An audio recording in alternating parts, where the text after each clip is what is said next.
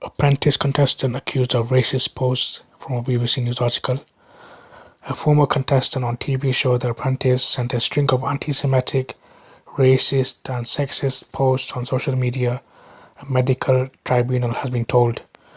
Dr Asif Munaf, who is from Sheffield, is said to have posted and reposted the seriously offensive comments from his X account on various dates between October 2023 and July 2025. He appeared on the 2024 edition of The Apprentice, but was dropped from The Apprentice You Fired after he was accused of posting anti-Semitic comments on social media. The 37-year-old, who has not attended the tribunal and is not legally represented, denied the posts were anti-Semitic at a previous hearing. On Monday, the General Medical Council outlined the misconduct allegations against the doctor, who is registered under his full name, Muhammad Asif Munaf. According to the GMC, Munaf posted multiple anti-Semitic statements, including Holocaust denial, conspiracy theories, and rhetoric equating Jews and Nazism. Harriet lawyer for the GMC, said one post was accompanied by an image of a flag, including the Star of David above a swastika. Munaf also reposted a comment which referred to boxer Floyd Mayweather using a derogatory racial slur. In a separate post, Munaf expressed sexist views, arguing that certain professions should be restricted by gender, and criticized female empowerment. At a previous hearing, he said the posts were not befitting of someone as educated as myself and were said in the heat of the moment. He is also accused by the GMC of disappearing just hours into a locum placement as a cardiology specialist registrar at University Hospitals Coventry and Warwickshire NHS Trust in January 2024 as he walked out without notice for good reason. In a separate allegation, he is said to have provided a sick note to a patient in November 2024 while he was suspended from practice. There's a lot to look into there, and also I've previously spoken about this individual in terms of his being on The Apprentice and then being on the You're Fired and then being removed. But according to some of the things that were said in the article, and I read most of it, I haven't seen all these posts, and I don't really use Twitter, so I wouldn't be aware of them.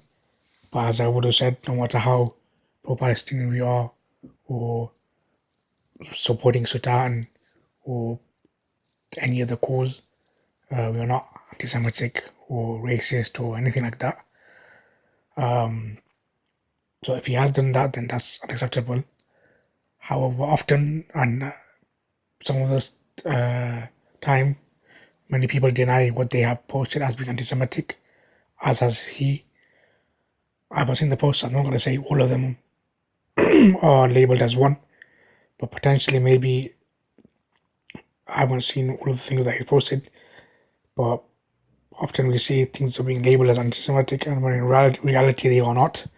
And this has been proven in various different ways, and in verdicts, and many people were not punished or fined or anything like that because they were accused of anti-Semitism when in reality they were not guilty of it, because some people try to say certain things are anti-Semitic when they are not, when they were just critical of Israel, for example.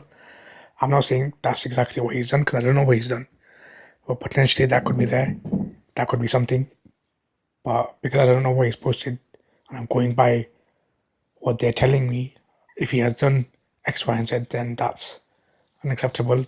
But I would have liked for this article from the BBC or any other articles to show the posts, even if they deleted them, so they can be retrieved in some way, to show the post and people can see what these alleged anti-Semitic posts are, because they've been described in X, Y, and Z in terms of certain flags and whatever else, but the remarks, the words, we are told they are X, Y, and Z, they are like X, Y, and Z, but we were not given what the actual tweets are. But it'll be interesting to see what happens next, because he's representing himself and he is denying it.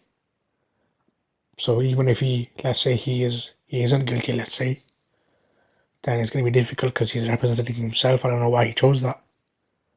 And even if he's guilty, then fair enough, he's guilty. But maybe if he had someone with him, he could help him in terms of maybe he's guilty in X, Y, and Z, but he's not guilty for the rest. But because he's representing himself, he's open to being just painted with one brush. Because you're guilty for X, Y, and Z, then the rest of it's similar, and we're going to give you X, Y, and Z.